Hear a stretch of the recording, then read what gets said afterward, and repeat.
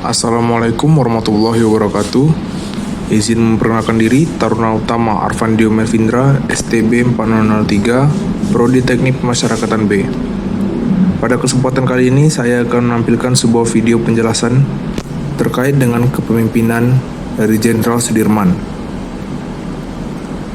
Yaitu, adapun penjelasannya ialah sebagai berikut.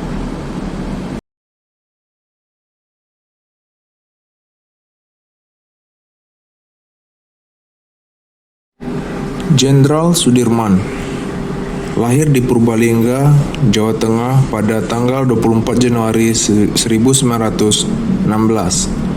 Ayahnya ialah Karsid Kartawiraji yang merupakan seorang pekerja di pabrik gula Kalibagor, Banyumas, dan ibunya Siem merupakan keturunan Wedana, Rembang.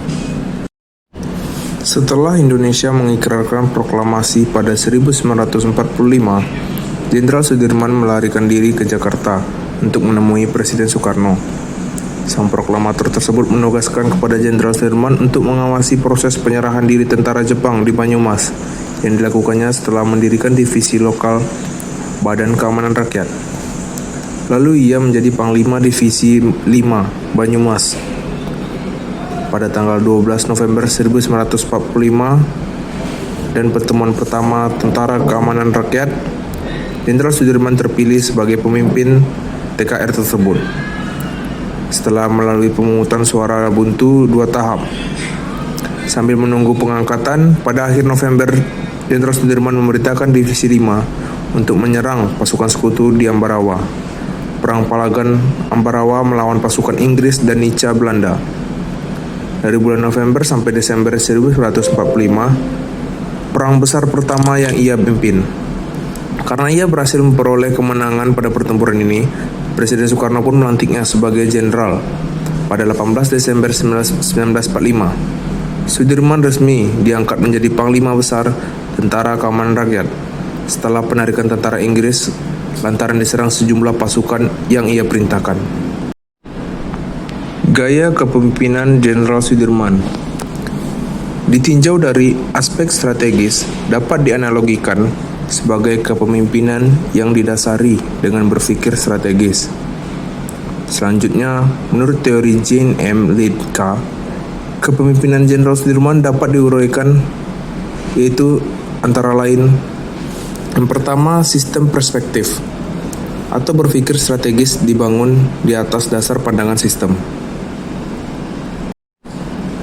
Jenderal Sudirman memiliki kebersahajaan dalam menyampaikan sebuah gagasan pemikiran tentang integrasi kekuatan bersenjata Republik Indonesia dari semua golongan dalam komponen negara Republik Indonesia dapat menerima serta mendukung konsep-konsep penyatuan yang digagas oleh Jenderal Sudirman tersebut. Lalu, intent fokus atau berpikir strategis dengan dorongan tujuan. Sebagai seorang pemimpin lapangan di saat perang gerilya, Jenderal Sudirman mengetahui secara detail keberadaan maupun eksistensi dari berbagai kekuatan bersenjata selain TRI, seperti laskar-laskar pejuang dari latar belakang partai politik dan latar-latar lainnya. Lalu yang ketiga, intelligent opportunism, yaitu ada kesempatan untuk opportunism, kecerdasan yang tidak hanya melanjutkan strategi yang diinginkan, tetapi ia juga mencoba strategi-strategi yang baru dalam rangka pencapaian tujuan untuk meningkatkan segenap kekuatan bersenjata yang ada.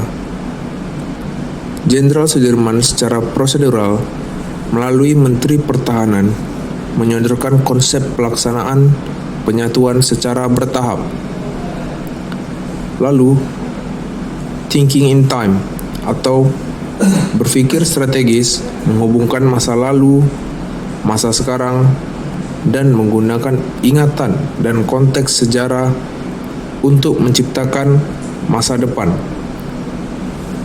Hal ini dapat dilihat dari sikap Jenderal Sudirman setelah peleburan kekuatan angkatan perang menjadi TNI dan diangkat kepala pucuk pemimpin TNI. Sebagai Panglima Besar TNI, Jenderal Sudirman dalam pengabdiannya kepada bangsa dan negara Republik Indonesia sebagai prajurit TNI, dalam kepemimpinannya telah menerapkan kepemimpinan yang strategis, yakni kepemimpinan yang mampu mengantisipasi suatu keadaan. Sikap maupun tindakannya senantiasa didasari dengan pola berpikir secara strategis untuk membuat suatu perubahan yang dapat menciptakan masa depan yang lebih baik lagi bagi negara dan bangsa Indonesia maupun Tentara Nasional Republik Indonesia itu sendiri. Percaya dan yakinlah bahwa kemerdekaan suatu negara yang didirikan di atas timbunan reruntuhan ribuan jiwa, harta, benda dari rakyat dan bangsanya tidak akan dapat dilenyapkan oleh manusia, oleh siapapun juga. Berikut adalah ucapan yang terkenal dari Jenderal Sudirman. Baiklah, sekian yang dapat saya sampaikan. Lebih dan kurangnya saya mohon maaf. Wabillahi taufiq wal hidayah. Wassalamualaikum warahmatullahi wabarakatuh. Baiklah, sekian.